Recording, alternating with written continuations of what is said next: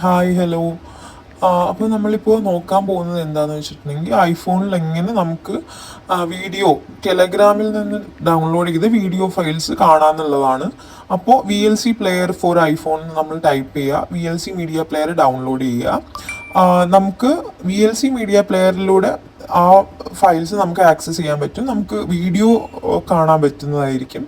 അപ്പോൾ നമ്മൾ ടെലഗ്രാമിൽ പോവുക, അല്ലെങ്കിൽ ടെലഗ്രാമിൽ നമ്മൾ ഫയൽസിലായിരിക്കുമല്ലോ ഡൗൺലോഡ് ചെയ്തിട്ടുണ്ടാവുക.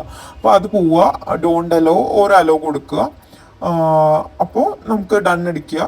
ഈ ഈ ഒരു ഇത് ക്ലോസ് ആവുന്നതായിരിക്കും. അപ്പോൾ നമ്മൾ ഇത് VLCയിൽ ലോക്കൽ നമ്മുടെ ഡൗൺലോഡ്സ് ലോക്കൽ ഫയൽസിൽ എടുക്കുക, ക്ലിക്ക് ചെയ്യുക.